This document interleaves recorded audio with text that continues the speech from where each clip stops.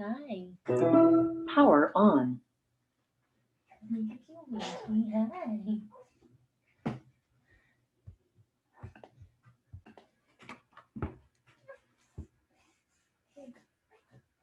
Okay, so like I said on number 1, you need to find your A, your B, your period, your H, and your K.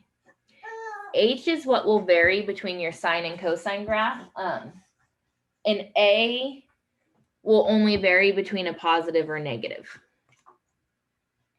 So hopefully we remember y equals A times sine of B x minus H plus K. And this could be the same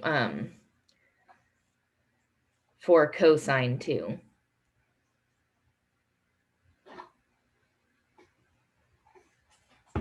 So what I recommend starting is finding the top and bottom of the graph.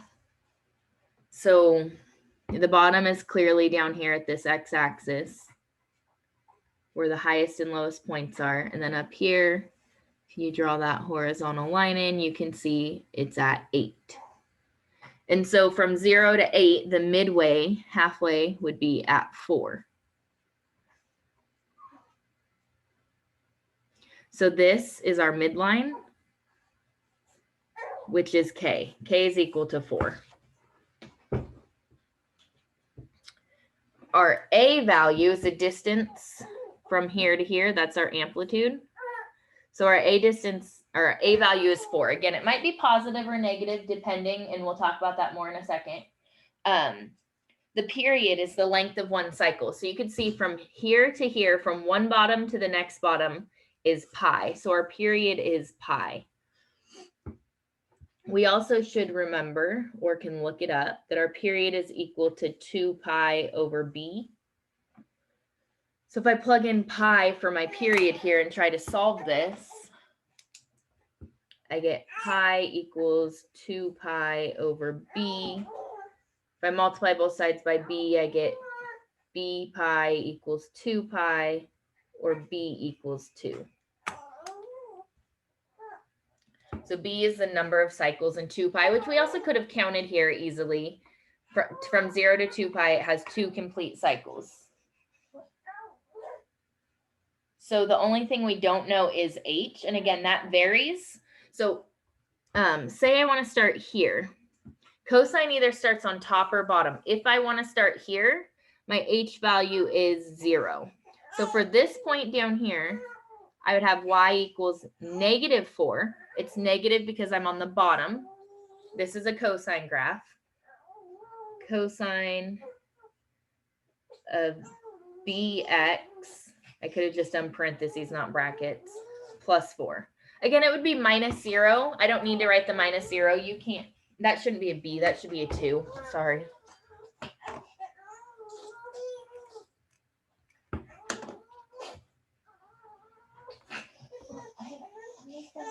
You're so sneaky. And then sine is going to start on your midline. You can pick any of these points on your midline. So I'm just going to pick this one, my next point. So from here to here is pi over 2. So halfway there would be h equals pi over 4. My a value is going to be positive because it's going up first. Sine, if you go up first, your a is positive. So we would have y equals positive 4 times sine of 2 times x minus pi over 4, and then plus 4.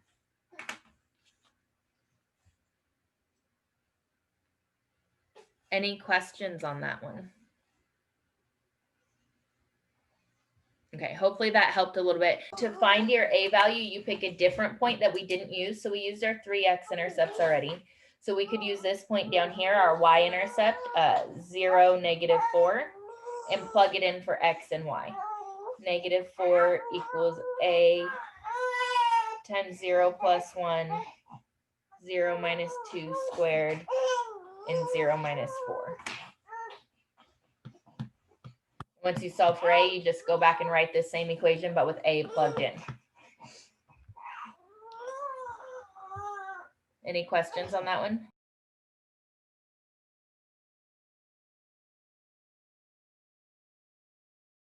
So if you need help on number 3, so write the equation of the parabola that passes through these points. So remember, a parabola is y equals ax squared plus bx plus c. And so we do think of each of these points as x and y, and we plug them in. So this first one would be 0 equals a times 1 squared plus b times 1 plus c, which is really just 0 equals a plus b plus c. The second one, y is 88, x is 5, a times 5 squared plus b times 5 plus c. So that equation is 88 equals 25a plus 5b plus c. And the last one, -3 equals a times -2 squared plus b times -2 plus c. So we get -3 equals 4a minus 2b plus c.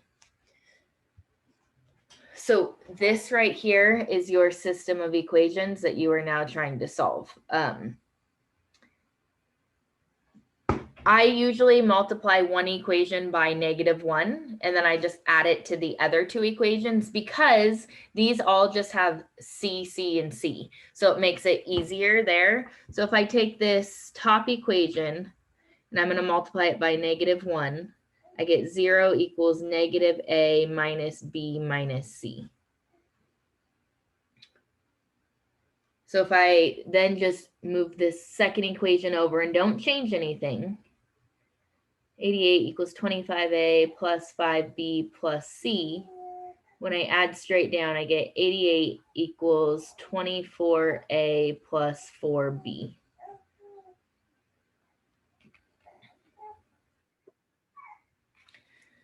So then if I kind of just rewrite this negative equation here, 0 equals -a minus b minus c, and I rewrite this equation, -3 equals 4a minus 2b plus c. If I add these two straight down, I get -3 equals 3a minus 3b.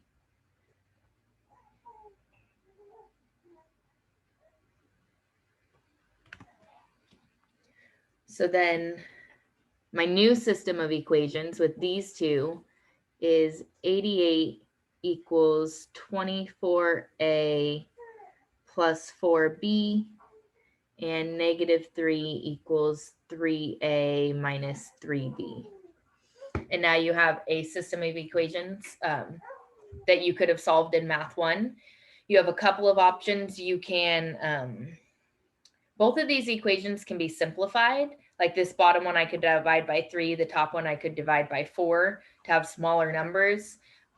Here I know 3 goes into 24, so I could multiply this bottom equation by -8. I could solve this bottom equation for A or B. So lots of options there. And then, so you'll solve for A or B, then you'll solve for the other one. Then you go back to one of your original equations and solve for C. And make sure you write your answer in this form, y equals ax squared plus bx plus c. For number 4, how I personally would start it is I would think of this more as a plus b to the 7th. And then, so remember, if it's to the 7th power, if you think about your triangle, 1, 1, I do not have this memorized. I just build it.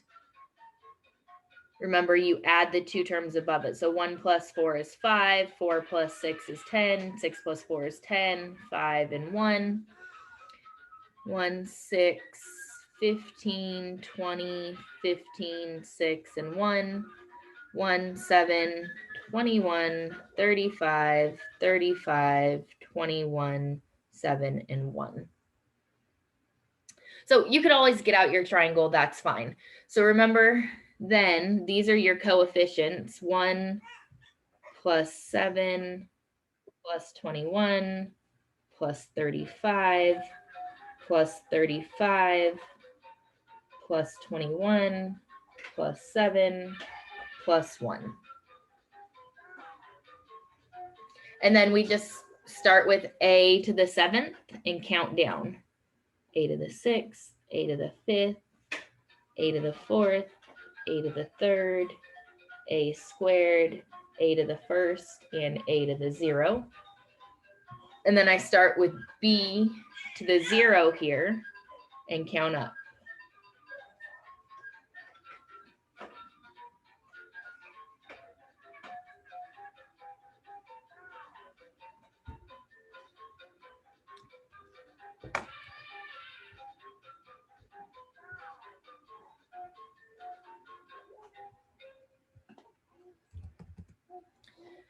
And so then you just start simplifying. Like here, we know that b to the 0 goes away and 1 goes away. Fine. So basically these first and last terms, this one just simplifies to a to the 7th, and this one is b to the 7th. But our problem wasn't a and b. So what we were calling a is really 5x, and what we were calling b is negative y. And when you plug them in, make sure you put parentheses around them, because like 5x to the 7th power here, you're going to have to figure out what 5 to the 7th is. And then like when this is b squared and you plug in negative y and you square it, it's going to be positive. So your final answer should alternate in signs from positive, negative, positive, negative. So hopefully that helps you get started there.